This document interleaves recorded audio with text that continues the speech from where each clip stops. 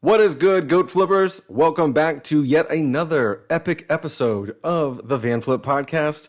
This week, I am joined by the demon metal band Nekrogoblikon, more specifically Scorpion and Goldberg of the group. How are you guys doing, Nick and Alex? Pretty good. Doing well. Do you prefer Nick or Nicky? I go by Nicky generally, but whichever one makes you more comfortable is fine. We'll do Nicky. I like to, use proper everything when I'm addressing somebody else, so we'll just go ahead and do that. So Nicky is the lead vocalist. Catching myself. Nicky is the lead vocalist plus a couple other things, and Alex is the lead shredder of the group. You guys, I know we don't want to talk about like all the basic ass shit, but I definitely am very curious as to like how the project even got started, as like, because at the time I really wasn't into like that kind of music where it was like more fun, quote unquote, you know what I mean? And I took everything, oh man, fucking, are you lagged up? Damn it. Hello? Yeah, okay, now we're back. I think we're all good. Now we're back. Yeah. Okay. I speak with a natural sort of lag. It's not the software. Yeah. So what I was getting at was I kind of want to go back into the early days of like how this whole project came about. But no, that's a joke. I'm sorry. Okay. So yeah, how did this project come about? Because Nicky, you started it with Tim way back when, and Tim's no longer in the group, so to speak. But what did the idea come from? Because it seems more like of a fun, not so serious kind of approach to music and metal in general. Definitely. I mean, at that time, we were just two friends, I think I was still finishing up high school. He was off at college, and he came back to our hometown for summer break, and we were kind of just like the only people who were awake at 3 a.m. talking on AIM every day, Yep. So we were buddies. And then he was working on a lot of just metal riffs and shit like that at the time, and he had a different metal band back in Santa Barbara. So he had like this pile of riffs that didn't make it into that project or whatever. And he had said, I really want to use these riffs to make an album and just call it Goblin Island. And this was on AIM. And we both laughed about that so much. We thought it was like the funniest thing ever. So it was like, fuck it, let's actually do that, Yeah, just usually put it on MySpace. Usually the jokes end up being inside jokes, and then they become inside jokes for so long they become reality. Outside jokes. Yeah, it was just like, let's just actually make something called Goblin Island, because we were both laughing our asses off, and that's really all there is to it. And we just put it on MySpace. We didn't have any ambitions for it to become like a real band or anything like that, Yeah, and how was the reception of the first couple weeks, months of you guys putting that out into the ether? Like, were you surprised that, it gained any traction, or were you kind of like, it didn't do what you wanted and just kept working at it? We had like, we would finish a song and put it on the MySpace, and then we had some bot, so we were able to target the fans of all these other bands, which was sick technology back then, so we could go through and be like, vote them, and it would tell us like who the fans were, and then we would send people like personalized messages, so that wasn't actually a bot. We would just send like hundreds of messages to people and stuff, and be like, yo, how's it going? Check us out. Really just kind of like that. And that actually, I don't know, that's what, I don't know, we had a few thousand listens. I can't remember the exact number, but we were like, whoa, you know what I'm saying? So. Well, and there was a couple of years in between that and Stench, and obviously Stench was something that kind of put you guys more so on the map, just because you got a lot of good reviews and a lot of raves about that particular album, how it was like a little bit more serious, but still within the same vein of kind of like this fantasy metal type situation. Right, yeah, for sure. It was definitely still all about goblins killing humans and destroying the human race, and that was basically it. So, I mean, that's what every song was about, goblins killing humans, essentially. There was bears. That was probably one of the first forays into... When we had the song about birds. Goblins. Oh, and birds. Right, yeah. Turn to the sky. So the main idea behind the inception of it was just like this misanthropy and like, we're a bunch of sarcastic assholes and we fucking are misanthropes. So we're going to write as these goblins and just kill the people. And it kind of evolved since then. I guess we all get older and things change. But, right. That's really where it came from. That's cool. And I'm going on a limb here and saying that you guys probably spend a lot of time maybe reading or watching a lot of fantasy type stuff. Is that like safe to say? Not really. That's a big misconception, I think, about the band. Okay. Yeah. I mean, back then I was probably playing WoW a bit. I don't know, but that was my big exposure to fantasy, I would say. But in terms of like, actually, I think Tim was really into sort of dark poetry and stuff like that. But in terms of it was really just like a sarcastic fuck you and nothing else, to be honest. That's what attracted, because they dropped Goblin Island, the first album, like a couple months before I joined the band. Mm-hmm.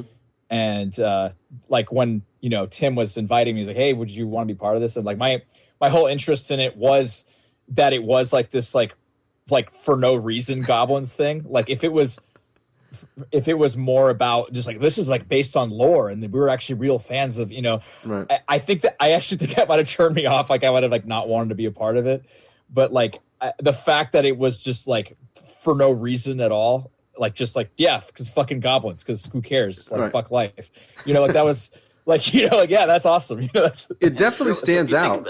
It definitely stands out. In those days too, all the shows the band was playing were Alex and Tim and friends were going to college at UCSB, so all the shows were like these keggers and stuff, and so it's like the fans. It wasn't like your typical fantasy metal kind of people. It was just a bunch of college kids getting wasted. Like, yeah, what is this? You know what I'm saying? So, really weird stuff. And it was in a small town where you hear nothing but like reggae. UC Santa Barbara. It's all like the vibe is just reggae, ska, like chill, go get laid type music. And there's this group of fucking nerds just like just screaming our asses off about goblins, and people are like, what the fuck what's going on over at that house? Yeah, that is interesting. Well, and another thing I found that was interesting is I'm not necessarily sure as to which member or members of Nekrogoblikon are in Wizard Throne, but Wizard Throne also led me to kind of believe like maybe these dudes are just like super into fantasy. You know what I mean? Because like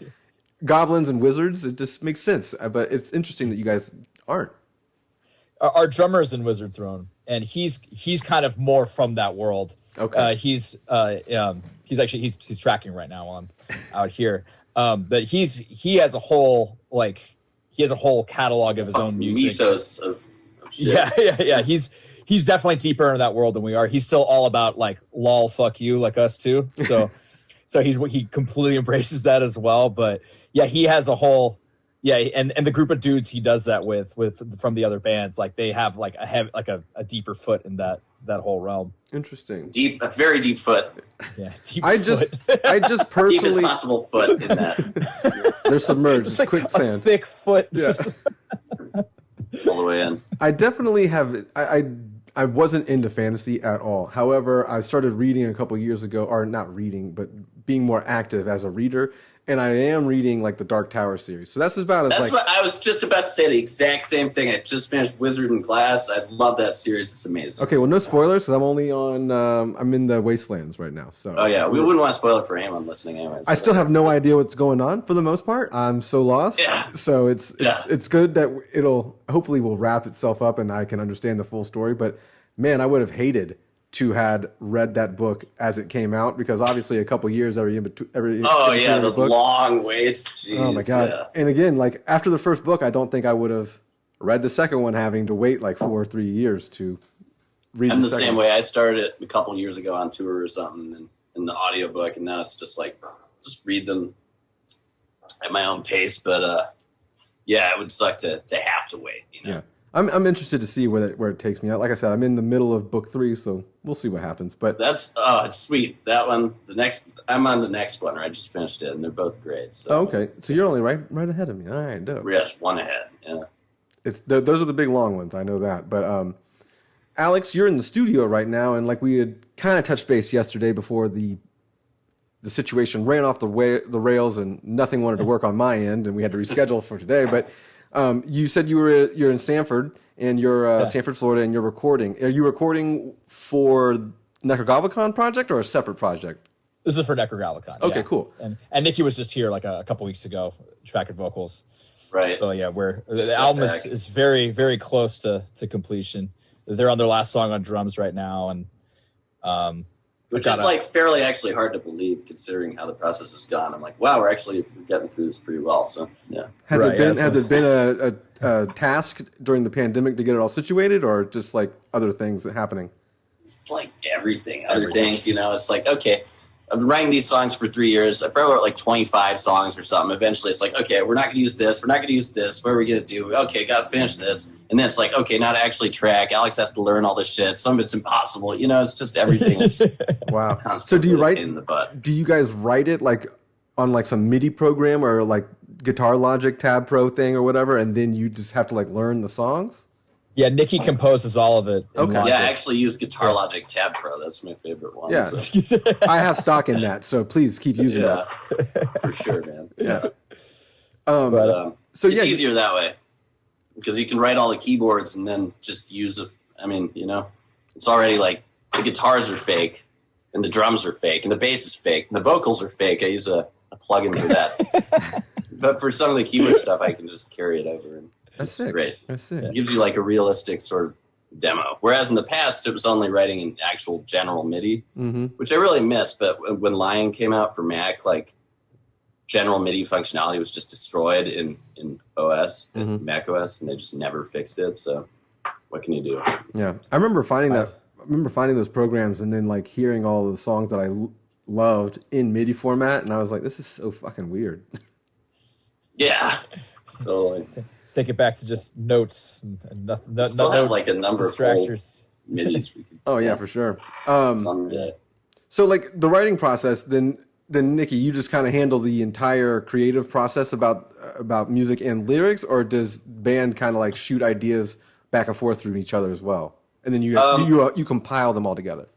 I'll probably like handle most of that now. The past two albums. In the past, we had like various ways of writing. In the Tim days, he would probably write 90% of stuff, and I would put keyboards all over it and write maybe 10% of the music and half the lyrics. And that's Heavy Meta. We all like each member wrote a couple songs or something. And then Bonkers, I was living out in the desert and everything was grim, and it was just like, oh, fuck it. I'll just write this fucking thing, whatever. Let's just do it. And then for this album, yeah, it's just been kind of like that. It's actually a little easier that way, to be honest, in some strange way. So. Do we have a title for this coming up album, or is that still in the works? There's a title. I'm going to leave that up to Alex if we can say it on here or not. Yeah.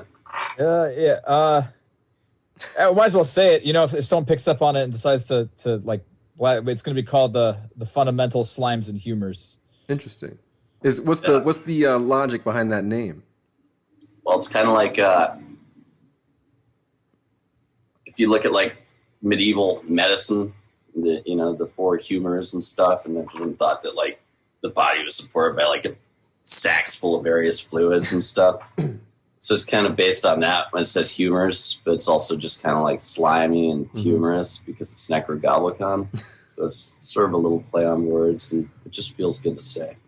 What can like the Nekrogoblikon fan base expect with the new album? Is it going to be kind of similar to the previous 5, or is it going to be kind of an experimental, release?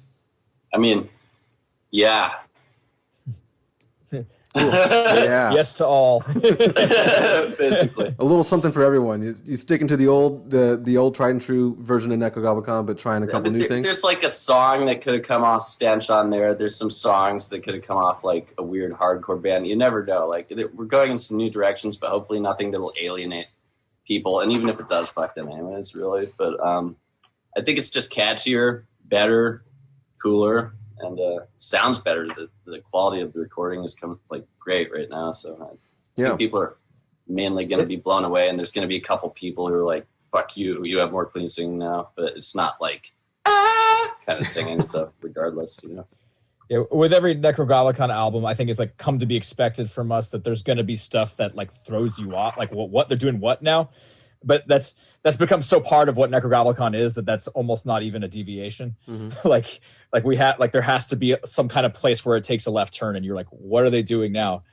But I feel like that at this point, if you've been following us, you come to like expect us. Like if we didn't do that, it would like not be Nekrogoblikon. Yeah, then they just wrote the same one again and be like, oh, yeah, right. Yeah, everything is sad. Right. Yeah. Like they're bored. Yeah. Yeah. So I have a question about John Goblin, because I have to admit, I thought he was a part of the actual band. Is he actually on like the road with you guys and such? I know he's a kind of like a entertainer kind of person, and he has like the YouTube show and everything like that. And I just really wasn't aware that. I don't know really where he fits. So like, explain that for me. So yeah, we were playing a show like a year or so after we moved to LA in like 2012, and I was working at a record label at the time, and one of my coworkers, his buddy, who was kind of an up and coming director, came to the show, and you can say who it is. I think everyone in the scene kind of knows who that is. Oh, fucking A, come on. Brandon Dermazin. Yeah. And he, so he like loved it. And he was just like, we were playing for like 10 people, and then like he just was like, why is this room not fucking packed with people? I love this. Like, I love that you guys don't take yourself seriously, but like you guys write great music. And he came up with this. It's also our first time meeting him, by the way. Right. Yeah. That was our first time. That was our first, meeting Brendan or John Goblin. Bro, we met John later. Okay. Yeah, but Brandon, that was our first time meeting Brandon, and he had this idea for a music video that he happened to have a friend that was a goblin, which is odd. You know, that usually doesn't happen. Worked out, but and that and it kind of like, I think that was like having that visual element of John Goblikon kind of made like it kind of freed. Like, I think and Nicky, correct me if I'm wrong here. Like, I feel like it frees you up from having to sing specifically about goblins, because it's like, I think so for sure. Like, it's like now we have the goblin, and now it's a character. Yeah, it doesn't matter that it's like, no matter what we write, people are going to see this goblin. They're going to assume it's about goblins. So it's like, hey, just write whatever the fuck you want. Yeah, you know? And I think a lot. But it's still all about goblins deep down. Wink. Yeah, it's kind of like, you know, it's now like, I think the lyrics are perceived as being now from the eyes of this goblin, and now it's about like a specific goblin and their experience in navigating a world as an outsider, kind of thing. Interesting. Yeah, and just throughout the past, you know, we had always wanted just to be like, we're just regular dudes. That's the thing. We're not dressing as goblins. We don't want to go down this like Guar road or anything. We're just these dudes. We're playing this music about goblins. And so, you know, it was a win that we still never had to all dress up as goblins, but we actually found a goblin just to be the goblin.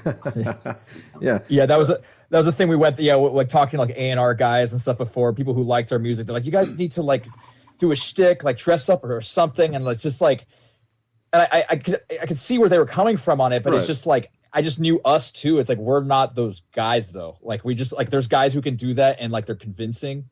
And because they believe in doing that, and like we like, it would be so like, if we tried to do that, it would come off as so disingenuous that it would be like worse. You know, like it's like that we can't go that road. Do you find like your fan base being like very into fantasy and then kind of bummed when you guys aren't? Like, not really, because if someone's into fantasy, it's like we totally back that. You know what I'm saying? Mm-hmm. Yeah. It's just, Heavy Metal was still like a concept album from this story of goblins. Like, we've still done it, you know what I'm saying? It's just really not the driving force behind our creative process, really. Mm-hmm.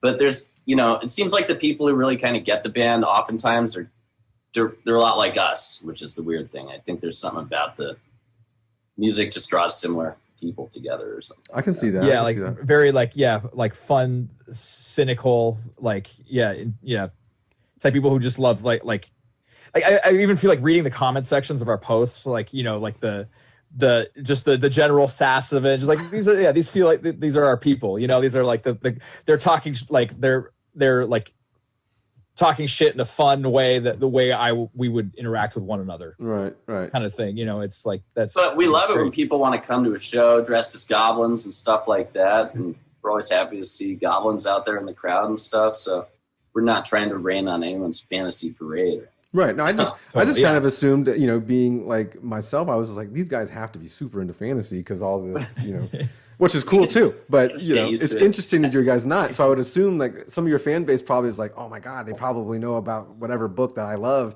and then they talk to you about it, and you're like, I have no idea, and they're like, oh, okay. A lot of Googling, Yeah.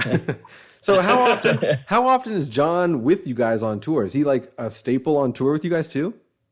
Yeah. Interesting. Yeah. Interesting. Yeah. People always want to see the goblin. They like, I think he's the mascot. He's like what what this all means to them. I feel like at the end of the day, he's like Pepe from Pepe Bar. Yeah.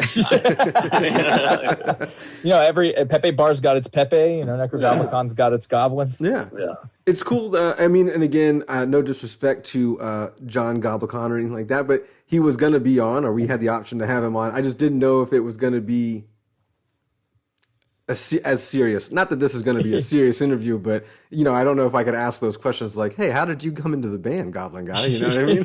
And then he gives me some kind of war kind of response. Yeah, it would start to become a kind of structured shtick within it. I feel like, and I wanted to know more about the actual like where it came from and like what the role of that character is, because it is such like you said, it's like I don't want to say iconic in like an iconic way, but like when you think of Nekrogoblikon, there's no way if you know the band that you can't think of that green head with the long ears. So it's like it's that insane. One YouTube thumbnail. Yeah, yeah. And his channel's pretty funny too, and his interviews, like he's it's a funny stick. The one more thing I want to add just on that, it's like, so when we were doing that show, the first show featuring John Goblikon, we put out a flyer or something like. Nekrogoblikon featuring the goblin from No One Survives. We're like, okay, let's just try this. We'll see how it goes. And then, of course, the show was like packed, and everyone was like, it was maybe one of the first shows we played that was just like insanely full of crazy people. And at that point, we're like, well, okay, I guess we're doing this forever now. This is what we do now. Yeah, it was like a one singular turning point. So, What year is that? What year did you kind of include John in the whole stick? It must have been late 2012 or early 2013. Yeah, 2012. 2012 was when the No One Survives video went viral in September. I think it was October that we had that show, and it was like, and I remember we started to do like the following year. We were already around this time. We started to get booked for summer festivals in Europe, like the following year that summer. Yeah, solely based on that video. Yeah. I always remember our manager telling us like the agent was on the phone with him. And he's like, so is the goblin going to be there? And without even like checking with us or anything, he's like, yes, he's good. Yes. Like just kind of making sure we got the festival. Right. Yeah, of course. We will figure it out. Yeah, we'll figure it out. That's insane. So before we switch off, because I want to talk about those tours around that time when John started being in the band. But you guys, Brandon doesn't do the music videos anymore. Is that because he's too expensive because he's gotten so much popularity now, or is he just too busy? Oh no, he's still he did the Chop Suey video. He did our most recent one. So he's still part of the fold. Like he's like a bandmate in that sense. He's behind all of John Goblikon. It's his like it's his a video that isn't directed by Brandon personally has still had a huge involvement from him in the writing and creation, etc. Yeah, He's overseen every visual project we've done. Cool. I didn't know that he was the director of the Chop Suey cover, but I did see that he hadn't done, or he wasn't credited at least as the director on the last couple of videos. So, and I know that he has gotten to a different level now. Brandon Small, of course, Dressed as Goblins. Right, and that was still produced by Brandon Dermer, so he still he made sure the character was still consistent with what he originally created. Cool. That's great.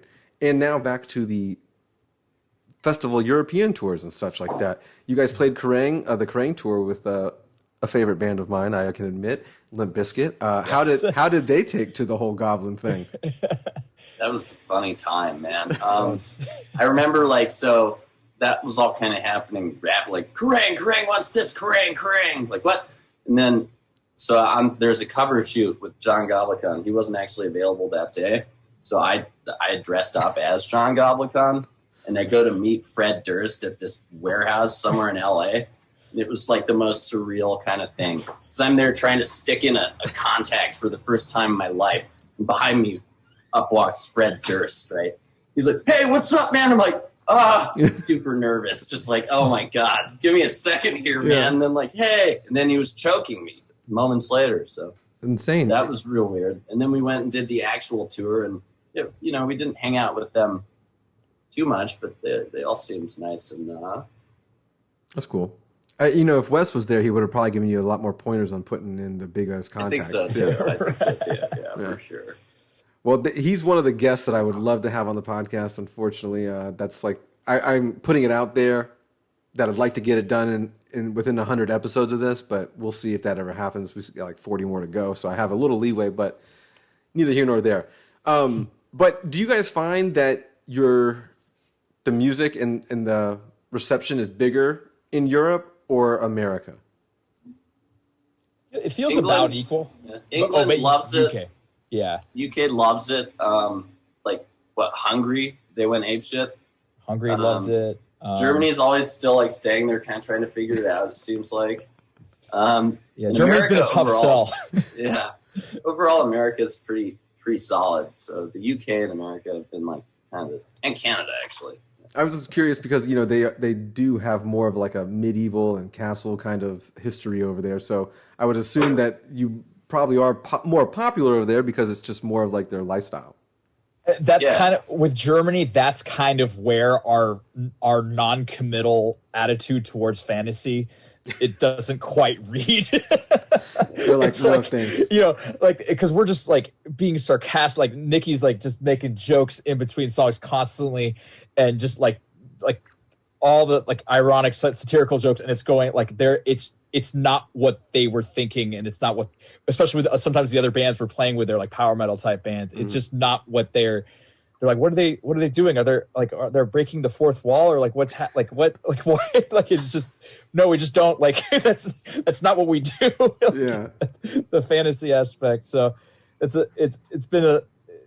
There are a few Germans I've met who really like it, though, so I think it'll eventually make sense. I think the humor is just something that maybe doesn't always translate. Totally. Where are some of where are some of your favorite places you have played around the world? One of my favorite, the one that sticks out in my head right now is playing in Prague. It was awesome. Cool. That city in general is awesome. And the energy, and like we haven't been to Scandinavia yet, but a lot of people like came from Norway to see that show, which was awesome. So that's the one that just sticks out right now. I'm sure I always remember Montreal, Le Fouf or whatever. Oh, Le Fouf, Electriques. Le Fouf Unique Electrique. It's like the electric butt cheeks. But I remember there was a band opening for us there, and the keyboardist was like warming up on one of our riffs and stuff, and it was just like, whoa, how do you none of us even know that riff. It's always weird when like you get a fan and they remember things that you don't remember, whether it's like old songs or old things you've said, or and I'm sure people will come up to me and they'll say something about an episode I talked about like early on, and I have no idea what they're going to talk about. Oh yeah, totally. Yeah. I'm just living in the moment right here, right now. It's not like I don't necessarily remember everything, and I don't go back and listen to a bunch of these, unfortunately. So, but if I ever have you guys on again, I'm definitely going to touch base with this episode. So there's that. But, for sure.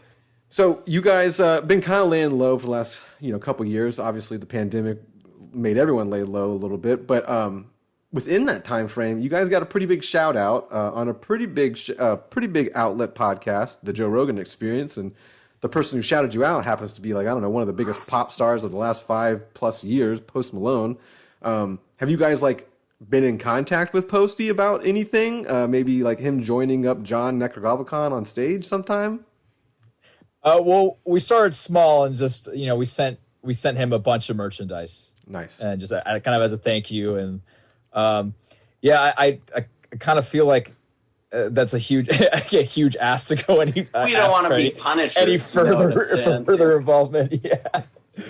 Obviously, we'd love for something more to come of that, but I mean, hell, we're just grateful for the shout out. I feel like That was an interesting that was interesting that he would even say that, you know, and because Post is also all over the place in general. Like he'll like country music, he sings hip hop, pop music, but he also is well versed in like old rock and metal. So it's very interesting that he, you know, that he's listening to your band. Straight up. Listening to it enough to even tell Joe Rogan about it, and then have them bring up the picture of you guys on the show. Did you guys find that there was like an influx in like follows and listens and just like overall awareness of the band at that point? Definitely. I was going through our like listener analytics, and there's this like spike on the day that podcast happened. And, you know, and it kind of like, you know, obviously leveled off a little bit, but like a lot of people stayed. Like it definitely brought a lot of new listeners to us. Yeah. And it was like perfect timing because we had just dropped the Chop Suey cover. Oh, nice. So we had like something fresh for people to hear.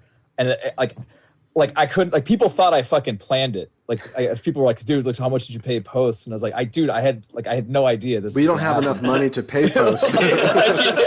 Like straight up. Yeah, I was getting texts like, dude, Post Malone show. I'm like, what are you talking about? It's the morning, dude. Leave me alone. Wait, really? Oh, crazy, man. Like, I guess gotta start listening to Post Malone now, you know? Yeah. Right. That's what you should. Now you should cover one of his songs. You know what I mean? Right. You did the Chop Suey one.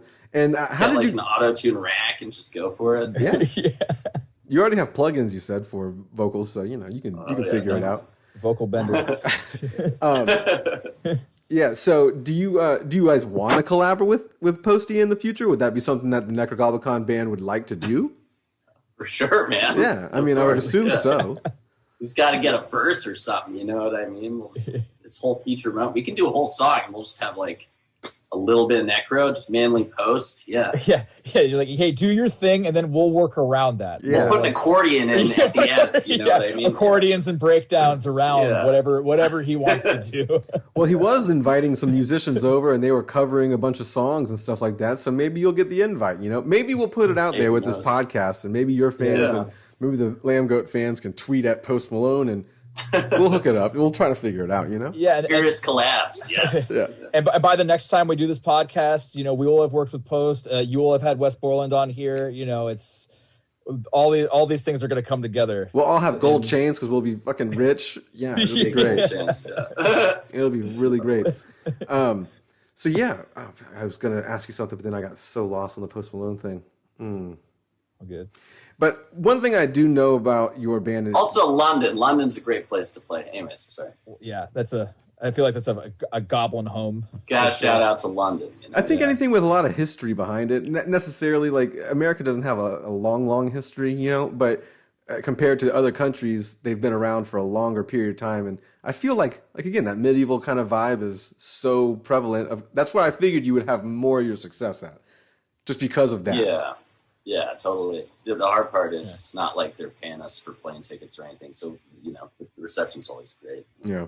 But no, it is your music is very, very fun. That is one thing that I've come to realize. It's great. The instruments are played very well. The riffs are awesome. Everything about it is really, really, really fun. And then on top of it, you have like you're screaming dressed as goblins a million times. So it's like, you know, it's great shit and it's fun. And I maybe it's because I'm at the age now where I can laugh at metal and have a good time. Because if I was younger, I probably would have been like, what is this? You know what I mean? But now I can accept it. I understand it, not accept it. And it's just a great time. And accept it. I'll accept it too. One of my friends actually, you guys played here. This is Jacksonville, Florida. I'm in Jacksonville. You guys played here, I think, right before the pandemic, or maybe a year before the pandemic. World tour, probably. With CKY, was it? It might. I don't know, but it was with. It was the last day of the tour with CKY. I know we ended in Jacksonville on that tour. Was it 1904? That's, I think, the venue. Yeah. And that's the venue. Yeah. He came back and he was like, "Bro, you have to fucking check this band out." And he had no idea who you were, and he was like, "You have to fucking check this band out." And I was like, "Okay, cool." And he was telling me about it, but then he also told me he had went with like a girl who thought she was a witch. So I was like, Sounds about right. Yeah. Sounds like she'll be at a Nekrogoblikon show. Yeah, she might be. Yeah, you might have met her. She might be in your DMs or something. Who knows? there's a whole cluster of witches out there. The more you know what I mean? Yeah. They're out there. Yeah. So what are some of like the wildest times you guys have had on the road? Because I feel like you guys attract wild, crazy people with your show and everything like that. No, we're pretty tame, really. I mean, yeah, I think the wilder things that have happened with us have been like usually not involving fans. It's just been like hilarious things that have happened to us, or like fucking. It's just usually it's usually just hilarious disasters that I feel like could happen to any band, but for some reason I feel like it happens to us more. Yeah. What about the time we were running really late to like that show this year? Yeah, not this year, but you know. That's what I was thinking of. Yeah, Heavy Montreal. We played Heavy Montreal 2019, and nice. So we were on the Summer Slaughter tour, which typically the whole lineup gets booked onto Heavy Montreal, and we were sharing a bus with another band, Carnifex, and we had, and any touring band from the States knows that the crossing the border to Canada is like the biggest fucking bitch in the world. Yeah, and they. Anything on your criminal history, even if it's been expunged or anything, like they know about it. If they look at you and they see something like, oh, you had like a minor drug possession, like when you were 16 for a nug of weed, and they don't like the clothes you're wearing, they could just deny you. And it's like, it's basically subjective. It seems like, so it's always a gamble as to like whether everyone's going to get through or not. And a couple guys on the crew of the bus couldn't get through. So we had to go all the way back and drop them off and come through again. Meanwhile, we have to be there at 2 p.m. for our slot to play. And we had to go through customs twice. And like by the time we get to the festival grounds, like it's time for us to set up and we don't know where the stage is. And like we're like frantically trying to get the golf carts out there, the golf cart. Yeah, the festival staff was awesome. Yeah. They came up and they were like, we're playing in 10 minutes and we're shooting on a golf cart to somewhere we don't know. You know what I mean? Freaking out. Yeah.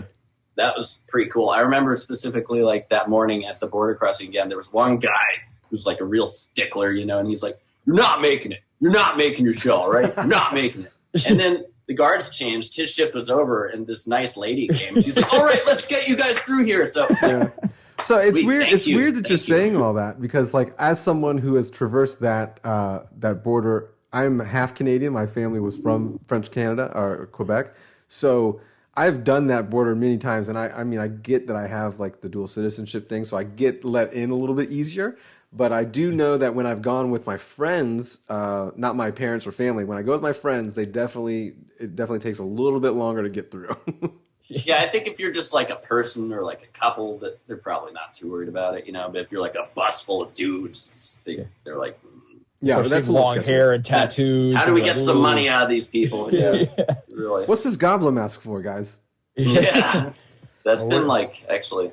It's been helpful at times crossing customs. It's like, what do you do? Oh, I'm a goblin. Oh, I love this. Go on through, Yeah. Oh, you guys are fun. Okay.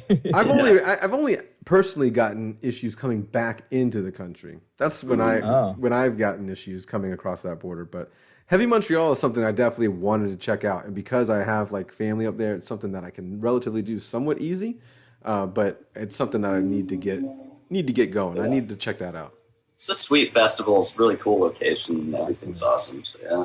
Yeah, I've never done any of the European festivals, which I would love to do. I've done a lot of the ones here in the States, but yeah, like Download would be cool for me. Kerrang shows over there would be dope. And again, Heavy Montreal, I would like to experience all that because they're so different, obviously, than American festivals with European. Yeah, festivals. the whole fandom in Europe is just like so much more positive and together, and everyone's like all clapping and singing together, and there's something like festivals are just like something that they really seem to get right for whatever reason. Why do you think that is? Why do you think that is, that it's more accepted over there? It's like, I think it's just a cultural thing that really, I don't know, I couldn't tell you. Maybe because there's something deeply ingrained in the psyche, it's like people don't mind feeling less unique for the sake of all feeling together. You know what I'm saying? Mm-hmm.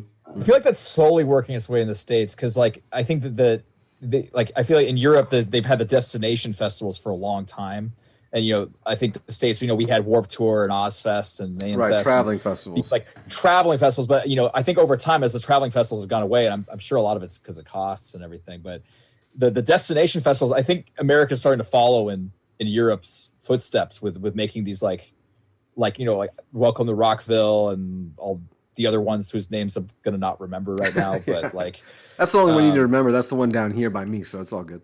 Okay, perfect. I nailed it. I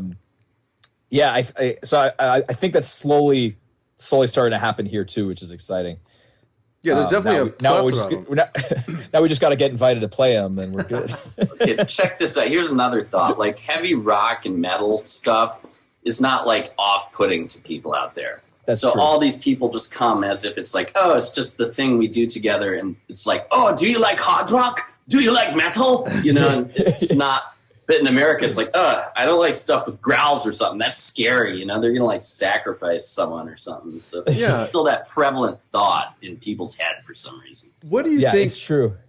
What do you think changes that, by the way? Because I've always, like, in the last couple of months here, I'm thinking, like, because I work with Lambgoat and because of the podcast and stuff, and one of my goals with the podcast is to bridge that gap of, like, we are obviously older people, but there are younger generations that are going to get into heavy music, and like how can we make metal a bigger genre to compete with like other genres like even hard rock, but like pop and hip hop? Like what are some things that would maybe help the younger generation get into like heavier stuff?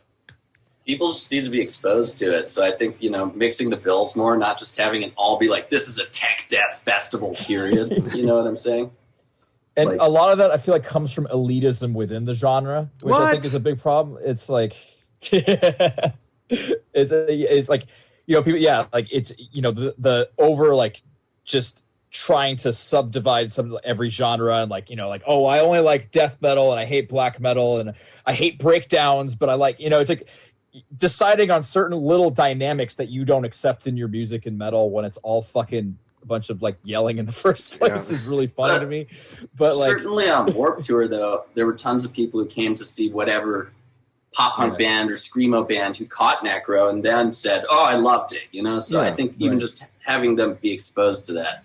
They did. They definitely had great lineups with a lot of different genres on a bunch of their lineups. I'm not gonna say every lineup was very diverse, but they definitely expanded and got other. I remember they started bringing metal bands, and then I remember they started bringing like dubstep DJs in, and they, it's everything. Totally, and that's definitely a component at the big European festivals. I remember playing a room in Germany somewhere, and then watching this rapper Dizzy Rascal playing, and it was like, whoa, everyone's still having fun at both these shows on the same day. It's not like someone's like, Yeah, I was at Louder Than Life not last year, 2019. I was at Louder Than Life, and like one of the headliners is Ice Cube. I almost said Ice-T. Ice Cube, and like he was one of the only rappers on the main stage. But again, no one left that crowd after whatever rock band played before, and they stayed around for the rock band after, or the band afterwards. So it's really cool to see diverse lineups like that, because again, it does bring the younger generation into whatever fold. And it's the fact that people can find exactly what they want on YouTube now, and just you could go into a wormhole of like only Black and Death and only ever listen to that. Is that helping people branch out because the suggestions and stuff, or is it just enabling people to go further into their tunnels? It's enabling because they just don't want you to leave YouTube, so they want you to listen to the same shit that you've been listening to, and they're just going to recommend and suggest the same kind of content. They're not going to explore anything. They're afraid of taking you out of it. And right. It's like, oh, I don't like this. Oh, I should probably fucking put my clothes on and leave. Get out of bed. Just probably get off the toilet, get out of bed, whatever, Yeah. How often do you get caught on the toilet, guys? You know what I mean? A lot. Right. Now you're like, it's been an hour. Oh my God, I got to get out of here. Right. Yeah, totally. It's like, well, let me just, one more. Okay, hold on. Got to purchase some gems here. Yeah. You playing Clash of Clans or something? I'm playing this game called Ooh La La Idle Adventure. Okay. Shameful. It's a great game though if you like idle games. Do you game a lot? Outside of that, I play a lot of PS4 and Hearthstone. Nice. I just play like Mario Party and shit. Yeah. I'm a basic ass gamer. Yeah, it's like a little different than the PS4 and Hearthstone. But yeah. Our keyboardist is probably the biggest gamer. Maybe, Yeah. right?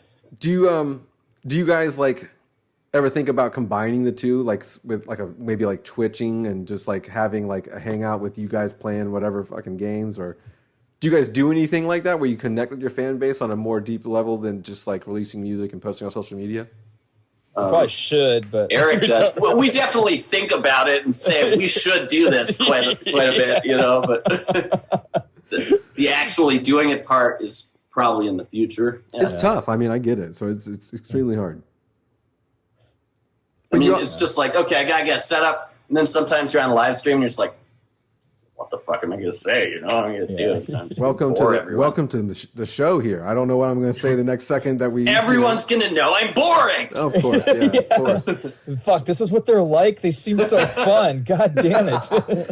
Yeah. See, you're letting them down. You're not into fantasy. You're not fun. You play Mario Party. I mean, they're thinking you're Call of Duty or something. You know, I don't know. Call of Duty, man. Yeah. So what? Suck. It's fun. So what's the rollout going to be like? When can the fans expect like the album? Because you're obviously recording it now, so it's got a couple, you know, a couple more steps to go. You got to master, process, and all that other stuff. So, do you have a timeline for like a release date and like single releases and such like that? It's kind of, I think like we're hoping for it to come out like in the fall, but depending on like what touring looks like, we're probably going to make it all align, you know. So it's part of one big campaign, as they say, you know. But yeah, so we're not really sure when it's going to come out. We know it'll be done like in the next couple 2-3 months, like completely done. And so I definitely think you'll be hearing a new song from us this year at the very least. But in terms of the whole thing coming out, you know, we'll and even then it'll be done. So it's just a matter of waiting until we can line everything up. So it's coming soon. Yeah. Do you guys have singles already picked out for it, and like an idea of like what one's going to get a video and, you know, this, that, the other? Yeah, we have like we have like ones that we know are like the golden geese or whatever. Are those your favorite tracks on the album, or do you guys just have tracks that you want to have as singles and then you have other favorite tracks on the album? Sort of like the latter there, but it's not really. It's hard to pick favorites when you're so immersed in these songs and you've been listening to them for like 3 years already. It's kind of like just oxygen or something. Yeah. You know, so. Yeah. Every song is like has a different function, and it's like, okay, these are like, okay, this seems like this is the singly song. I mean, we love all the songs, but like, yeah, at this point we're kind of like figuring out, okay, this one's going to be a good live banger, and this one's going to be like, we're at that point with it already because I think we've been sitting with these songs for so long during the pandemic. Of course, at the end of the day, like, we'll see, but, you know, these are our hunches and such. Right. And so, totally. Do you ever, because like you spend so much time with, you know, the art, do you ever start to hate it? And like, how many of the songs don't get to make the final cut? I mean, never really start to hate it, but sometimes you start to feel like less enthusiastic about something and just kind of over it. But it's like a lot of the songs that didn't make it were incomplete or just ideas. And then it was like, okay, well, we know that like these 11 are super sick. So let's just say cutting it off, you know, cutting it off. We got 11 cool ones. If we wanted to come back, there's still like 30 plus partial songs. But I don't think there's ever going to be a creative drought. I never feel like I'm out of ideas, you know. Yeah, but if that does happen, we got plenty of backstock to pull from. Yeah. It's like we have these like reserves in case of like lack of enthusiasm or creativity. Like, all right, well, we've got this. You know, there's a whole Dropbox. Nicky has like, it's like gigs of material. I feel like there's plenty of stuff. But the sad part is, I doubt any of that's ever even going to get used because it'll just be like onto the new shiny thing. Well, you know? I think that we have our first. We have a first paywall item. You can just like let users pay and then listen to your unreleased, you know, stuff. That could be a peruse the demos. Yeah. I mean, people release that one stuff, Ethereum. You know? Right. You could charge with some kind of cryptocurrency and then become millionaires later on. But you know that may be a thing that you want to try. Are you into crypto, guys? You're losing money on that right now? I am. Join the club. It's gonna come back, damn it! It's gonna come back. I just put more into it today. Actually, it's good. You gotta buy that dip, man. People are gonna. It's gonna keep going. I have faith. I have faith long term. You know what's funny is like we put up an NFT like a month ago. Oh, cool. And we got so much shit for it. It was hilarious. We were just trying to be open-minded and futuristic, but people are like, "You're not true anymore. You were never true, guys. All right? You guys are ruining the environment. This is terrible." And it's just like, dude, we're just trying to make some money during a pandemic. Right? Yeah. Okay, our bad. Geez, don't buy the NFT then. You know, we're not telling anyone you have to do this. The people aren't ready just yet, but someday. The NFT thing is very weird. I've had to get on a couple like Zoom calls with buddies out in California and be like, "All right, man, you got to explain this to me." Like, what's going on with this? It's stupid, isn't it? But I mean, the art side of it, I think, is kind of stupid. But the other shit, like every other application, is probably like really fundamental and cool. But the art thing is just like, $60 million for NFTs at Barney's and shit like that, and people are like, "What?" They don't understand. Here's $1 million for a GIF, and that's the thing. I was like, "What does it matter if I own the GIF or the GIF?" I can't believe you said GIF. I say GIF. I say GIF, man. We're gonna have to fight. It's not GIF peanut butter. Well, I mean, the creator is on record saying it's GIF. I know, but I think he was just traffic. Yeah. I've been saying that since I was like 7th grade or something, so it's a fortunate habit. No, I know. I said GIF since then too. So by the same mechanism. There was no. I call it GIF not because I know I'm right or anything. I don't know which one is which. That's like the. I'll die on that hill. That's how I learned it at first. Yeah. I'm gonna die on that hill. Yeah, I'll die on the hill. That's GIF for me because that's just. I remember when I like that soft G. It's more sensual. GIF. GIF. Yeah, that's the only correct one. So what kind of cryptocurrency? What kind of cryptos are you guys into, if you don't mind asking? Well, I think Bitcoin is promising because it's going to have more scarcity, whereas apparently Ethereum has got the technology down better. So I think the altcoins are sort of just like jumping on the wagon. Bitcoin's the one who really needs to prove itself for those to catch on, and then it kind of defeats the purpose to have 1,000 altcoins or whatever. Mm-hmm. But I think Bitcoin's long term probably the way to go. But I diversified, sort of. It's not really diverse if it's all crypto. It's just all the same. But put some in Ethereum because that was taking off. There was that Dogecoin shit a few weeks ago. It's like, I'm not really into day trading or anything. I'm just trying to be like, this is a better savings account. You know what I'm saying? That's how I was looking at it too until recently. And I was like, oh, well, my savings never really goes down in the bank, but it's going down now. Yeah, there's that scary FUD aspect. Right? But like I told my friends, I've kissed that money goodbye at this point, unfortunately, and we'll ride it out. Because if it says, like, if it goes the way that, the experts say, it could be a couple 6 figures to $1 million worth in the time being. So. You never know, but if there's anything, it's like people are talking about it right now. People are still adopting it en masse or whatever. You know what I'm saying? It's not even being used on anything for the most part, publicly. So it's like this is like the very beginning still. Right? Yeah. Yeah. So hopefully. With the pandemic, have you guys taken any time to get into any music that you normally would have passed up on or anything like that? Like, have you found a new band that maybe you didn't give the time of day to previously? I want to say maybe, but can't remember. Spotify. Yeah, let's check. I'd have to look at my Spotify too, but I have been just in general more in the habit of trying to discover more music, like kind of getting into Spotify playlists.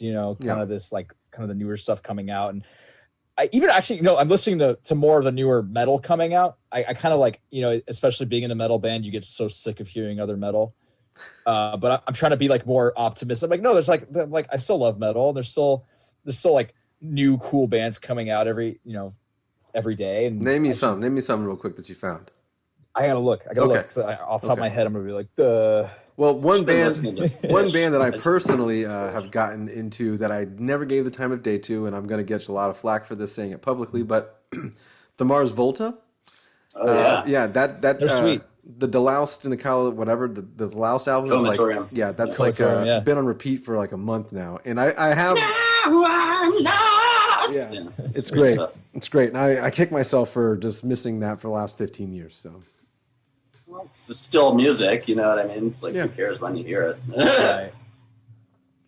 Yeah, I really this band Chromeo. I've been listening to them. Oh yeah, yeah. Chromeo's awesome. Yeah. That's the A-Track's brother and some stuff. Yes, a Canadian duo there. You kind of look like this brother a little bit there, Nicky.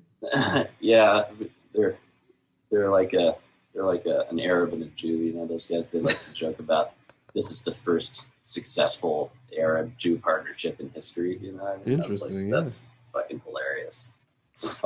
So a couple bands I discovered. One I had already heard of his earlier stuff, and then he got bigger. I didn't really pay attention. Is Igor. Oh yeah. Awesome shit. That was a big one for me last year too. That album. Another one that I have to dig deeper into. I just heard a couple singles from Zeal and Ardor. Mm-hmm. It's like this, like I don't even know how to describe it, but it has this kind of like sludgy soulness to it. But then it has like these blackened elements. It's like I have to dig way further, but it like.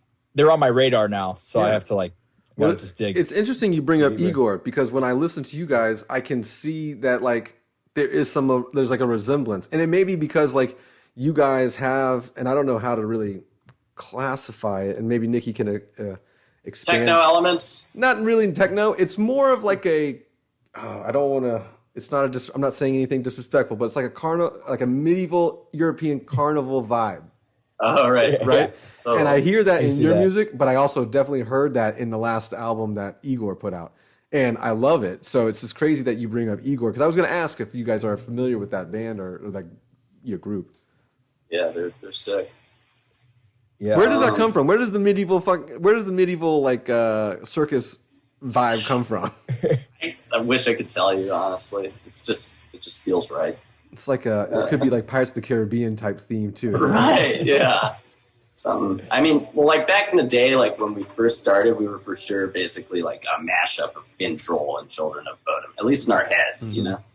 So, I mean, there was always that effort, and 90% of Fin Troll back then was like, dun, dun, dun, dun, dun, dun, dun, dun, dun, dun, dun, dun, dun, dun, dun, you know, so kind of just rolling with the rumpa vibes there and just seeing how far you can take it, I guess.